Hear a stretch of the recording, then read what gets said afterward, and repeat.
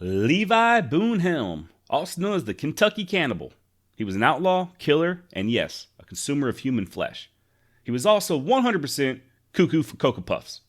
Join me as we delve into this little-known Old West badman on this newest Can You Please Pass the Salt episode of Bloody Beaver Podcast.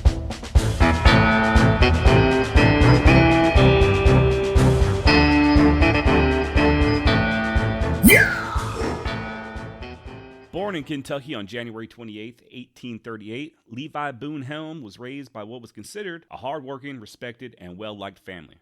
They would move to Missouri when Boone was still a young child, and it was in Missouri, right there on the edge of the frontier, that Boone started developing a penchant for fighting and a very strong disdain for authority. And drinking. He did like to drink, which led to more fighting and all sorts of other bad behavior. He kind of became a bully, often goading people into fights, and when nobody would fight him, he'd show off his talents in other ways. Supposedly, he could throw a bowie knife in the ground, tip down, then ride past on his horse and at a full gallop reach down and retrieve the knife from the dirt. Must have been one hell of a horseman. Like I said, he did have a slight problem with authority. One story goes that a local sheriff tried to arrest him, and Boone was just, no thanks.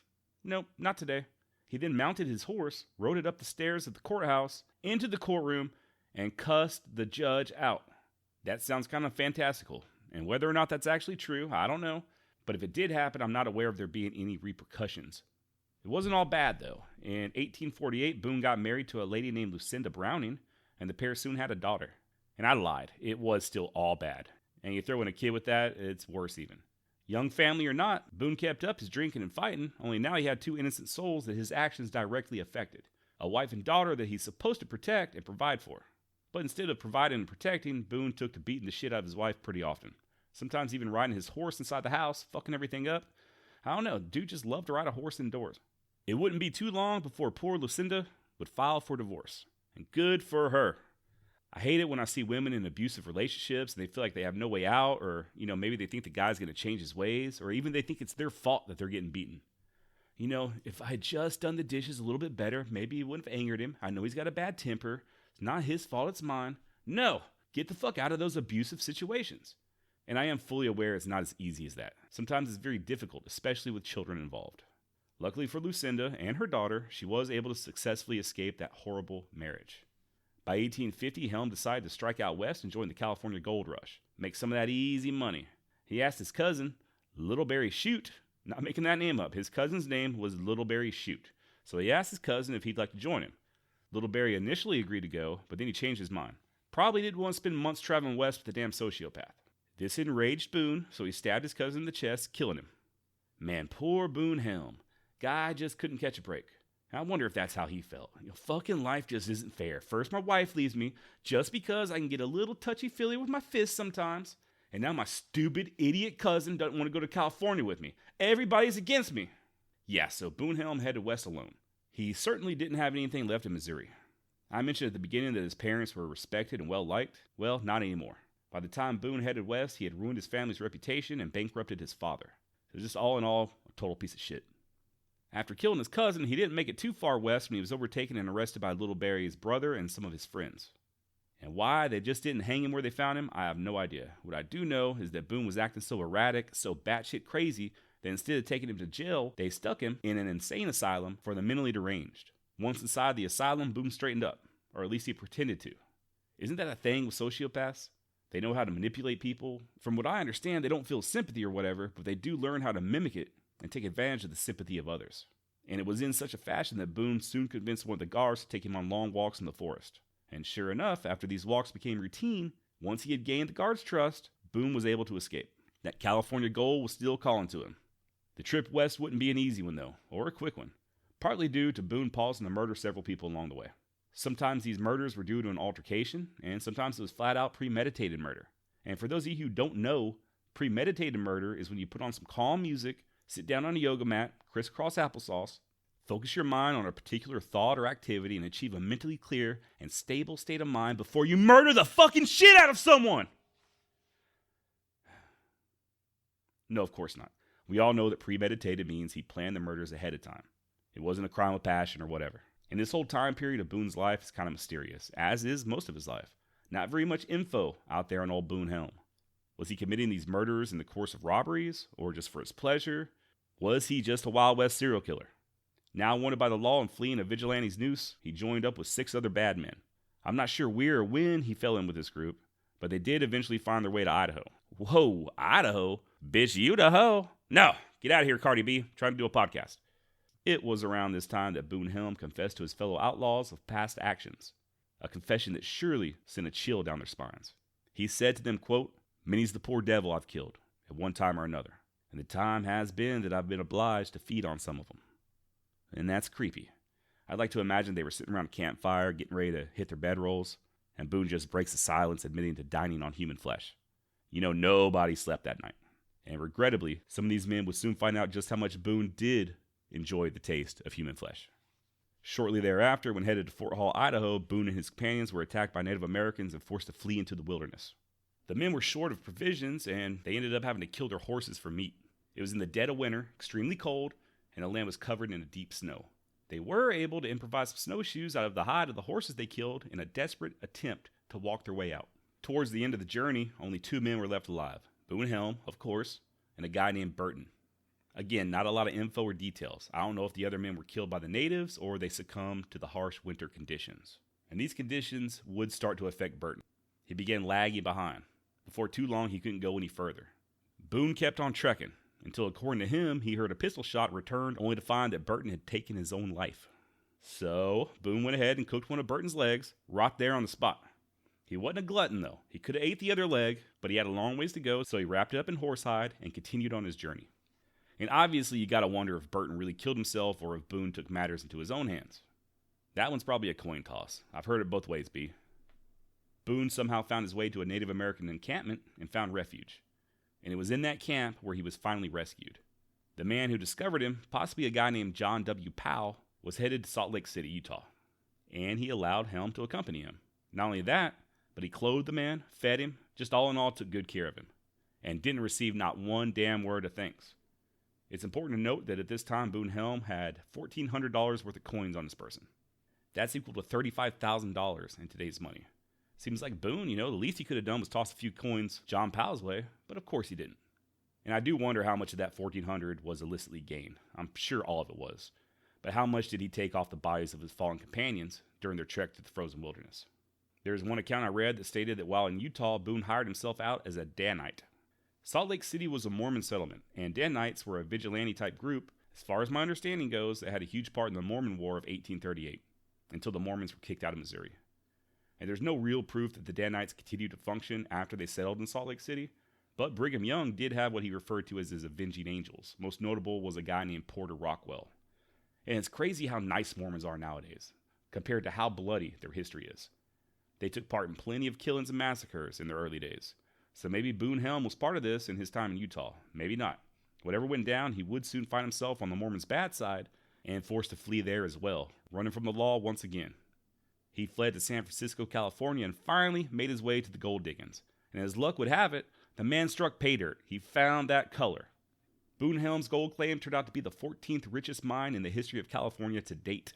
Boone's newfound wealth allowed him to live as a gentleman of leisure for the rest of his life. And for whatever reason, this life did suit him. He soon began contributing to society instead of taking away from it. By the time of his death in 1909, he had built dozens of orphanages and at least 2 children's hospitals. Upon his death, all of his remaining wealth was donated to charity. According to eyewitness accounts, Helm proclaimed on his deathbed, quote, "There's a lot of misfortune and darkness in this world. I want my money to work for good for all the orphans and widows, to help the souls less fortunate than I, that they may feel the sun on their backs once again and no longer experience the hunger pains of poverty," end quote. And I hope none of y'all believed what I just said because it's a total and complete lie. Boone Helm did make it to California, but there's no record of him doing any mining once he got there. At one point, he was taken in by a rancher, a man Boone befriended, sociopathic empathy again, and the guy let Boone lay low on his property while the law was looking for him. And as payment for this good deed, Boone robbed and murdered his rancher friend. Because why not? No feelings of gratitude whatsoever for this friend. Boone then struck out north to Oregon, robbing and killing all along the way. In 1862, he drunkenly gunned down a man by the name of Dutch Fred in a saloon. Per usual, there are different accounts, but there is a possibility that he was hired to kill Dutch Fred, and that Fred was unarmed at the time of his murder. This caused Boone to have to go on the run again, all the way up to British Columbia, Canada. This also caused him to murder and eat his companion, another fugitive who fled with him. I wonder if at this point he just had an acquired taste for human flesh. It's one thing to eat another person out of pure desperation, like those poor rugby players, that were stuck on that mountain in the Andes, that movie Alive, or the members of the doomed Donner Party. I get it. You do what you have to do to survive. But Boone Helm conveniently put himself into way too many, shit, I gotta go ahead and eat old Daniel's arm over here, for me to think that he didn't enjoy it. Boone was soon arrested, finally. I didn't mention it earlier, but Boone was one of 13 children. He had a brother that went by the nickname of Old Tex, that I guess he kept in contact with. And Old Tex helped to get Boone out of jail via bribery. He paid a lot of money to witnesses of Dutch Fred's murder. And without any witnesses, the courts could no longer prosecute Boone.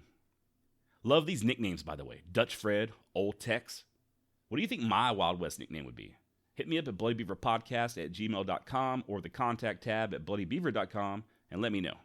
I need a good Wild West nickname, damn it.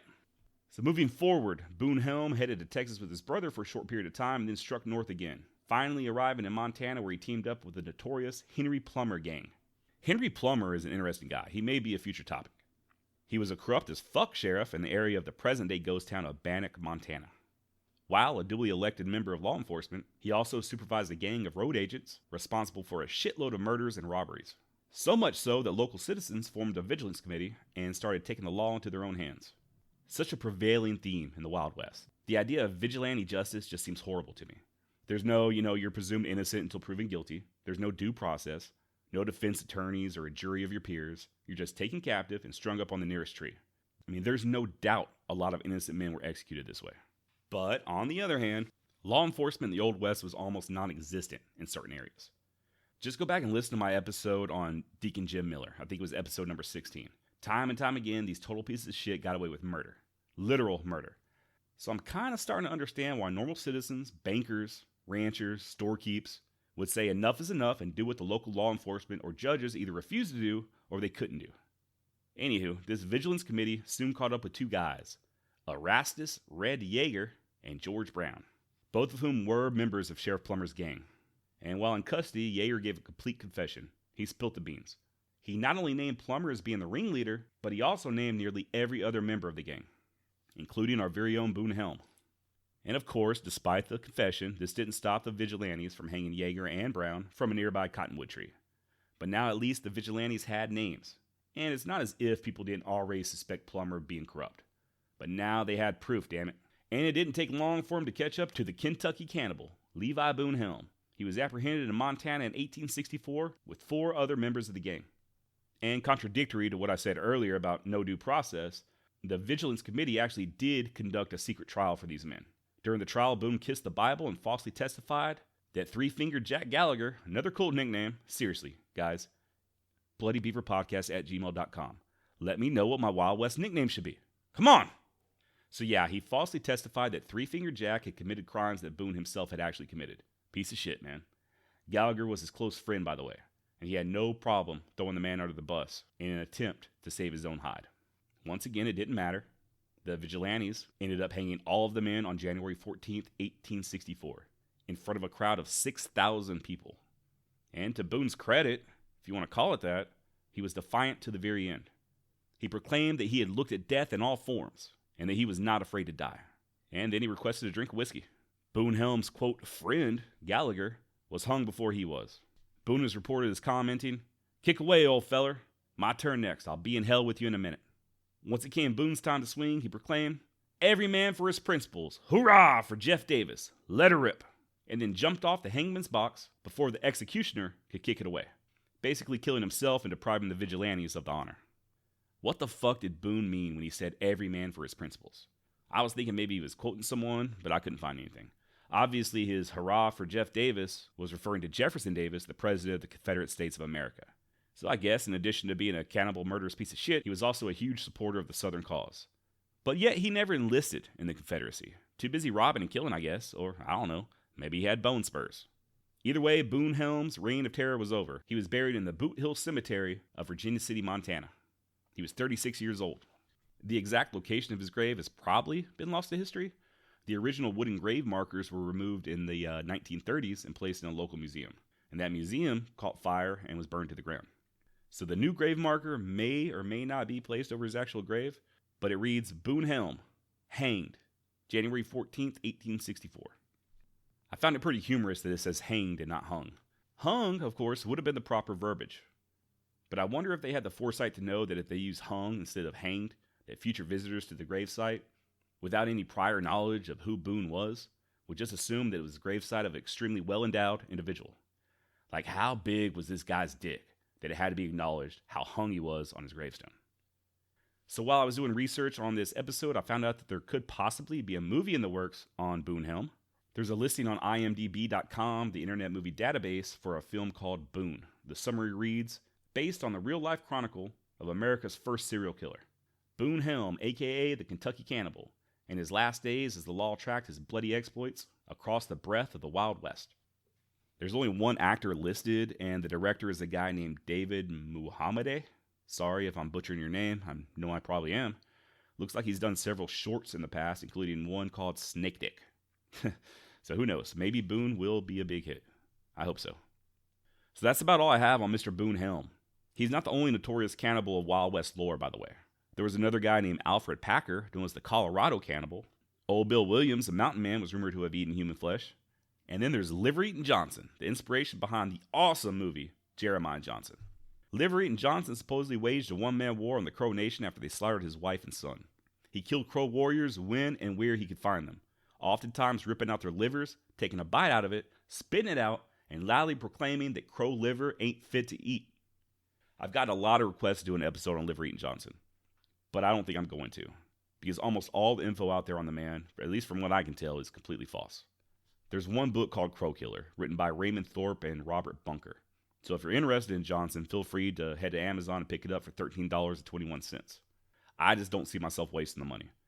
The general consensus amongst scholars is that most of the info in the book is false. Rather than being based on factual information, it's more like a historical fiction novel. If I'm wrong and there is actually some factual stuff out there on Liver Eatin' Johnson, feel free to email me and correct me. Alright, that's it for this episode. I think I'm going to stick with these shorter podcasts. When I started podcasting, I was hoping these episodes would be an hour long at least. But to be completely honest, it's just too much work for me, at least for now. I've opted instead to try to be more consistent. My last episode was released on January 26th. That was almost a month ago. I don't like that. That's unacceptable. I'd much rather release a shorter episode every week or at least every other week. So going forward, consistency will be my focus rather than the length of the podcast. Also, I did a collaboration with another podcast, Beyond Reproach, last week. Had a lot of fun. They're also a history podcast that focuses more on political scandals. Not sure when they're going to release the episode, but when it is released, I'll let y'all know and provide you links so you can give it a listen. Also, I'm really still not happy with my audio quality, and I don't know what to do about it.